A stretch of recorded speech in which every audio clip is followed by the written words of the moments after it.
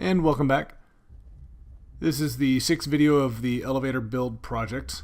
In this video I'll be attaching the upper and lower skins for the left elevator that I'm working on here, and you see me setting up to do some back riveting on those rivets at the end there. I couldn't figure a better way to rivet those to the skin.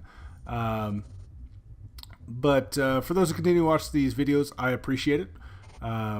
As I've said before, these videos are for my entertainment purposes mostly.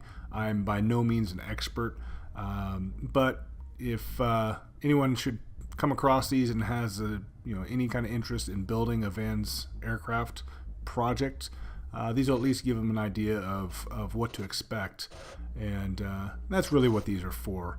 That's why we do what we do, really, if you think about it. It's to help spread the knowledge and the experience of putting these kits together.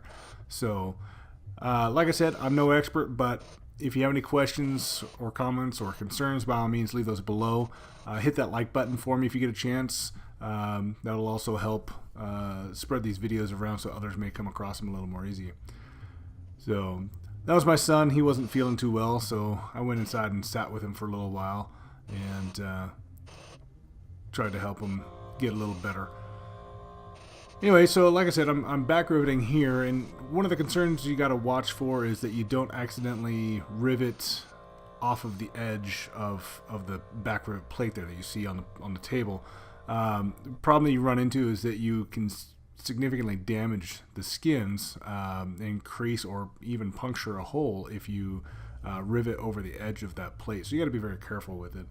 And then here, I wasn't happy with a couple of the rivets, so I drilled them out, and now I'm resetting those. And like I said, this one, it wasn't the easiest set of rivets to get to. So I ended up using the back rivet plate and then using my my riveting bar, bucking bar, and riveting against that to set the rivets, and it worked. It marked up the bucking bar a little bit, but it didn't do any significant damage. But I just couldn't figure another way to get to those rivets. So now moving on, this is both the upper and lower skin for the left elevator, and now this is the right elevator, and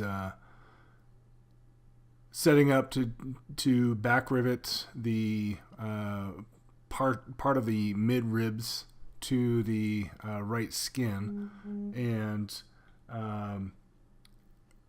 it's pretty standard as far as it's no different than what you did with the rudder skins. I have the tape. I guess it's called back riveting tape or whatever it is that you can use with this. It was handed down to me, but I find that the blue painter's tape works just as well, and it's cheaper, so I go with that. But anyway, you just set it up, and I've got the all of the ribs are matched as far as when I first assembled them. I believe I match drilled them together, so I try to make sure that I kept the two halves of each rib together, and so that they would not have any issues when I go to rivet them together later on. But anyway, just a matter of going through and like I said, just being very careful to ensure that you're on top of the rivet plate. In fact, I think there was one where I just off of the edge, and it creased just a very small amount, but wasn't significant in any way, so I was fortunate. But like I said, just a reminder, you really have to be careful. So now this is the trim tab. I was starting to assemble this, and this is where I'm essentially at the point where all I have left is to put the Pro Seal onto the ribs and then put it together. And then that's what I decided, no, I want to wait until I get everything else up to that point before I use the Pro Seal. So it's, like I said, it's very short time frame to use it.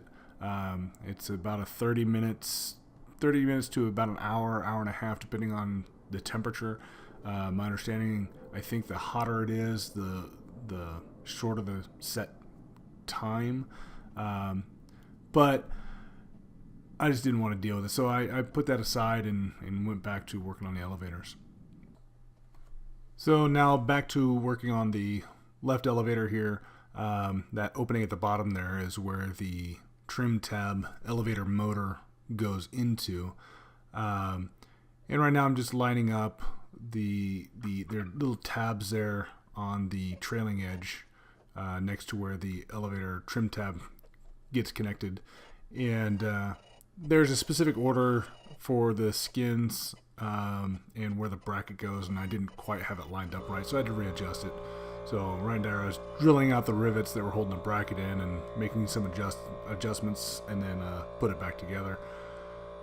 But as I said, altogether, this whole process here is just a matter of attaching the first or riveting the first ribs at the very end there, and then folding the skin down as you go, so you have access to be able to rivet each rib as you go along. Altogether, it's not a difficult process. It's a lot of little steps here and there. Like I said, the elevators were a lot longer than I had anticipated they would be. For being a simple control surface, I didn't think there would be a whole lot to it, but there's just a lot of little pieces, a lot of little steps, and just making sure everything lines up right.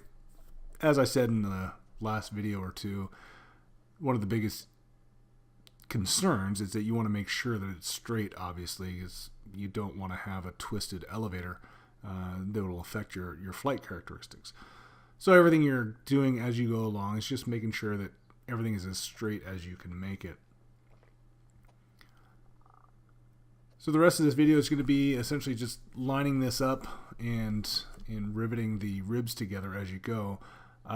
There's a couple rivets on the skins that the instructions tell you to wait to install, and that's so that later on, after you have all the ribs riveted together, you can then still have access to some of the innards and be able to rivet some of the other pieces and have access on the inside to get a bucking bar inside. So just make sure as you're putting it together that you pay attention to what step you're on, and if it tells you, to which rivets to not set just yet. And that's what I'm looking at here, is just making sure, double checking all the instructions for which rivets to do and which ones to wait for, and make sure I'm not ahead of myself.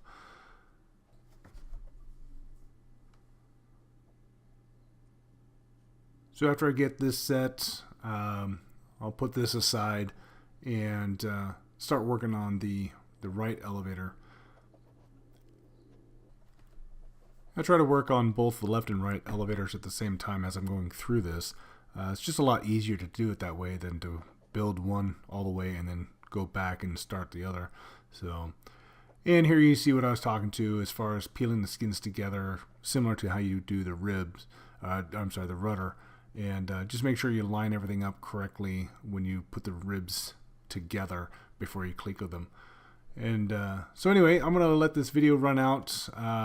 Again, I appreciate those who continue to watch these videos. If you have any questions, comments, or concerns, by all means, leave those below, and I'll get back to you.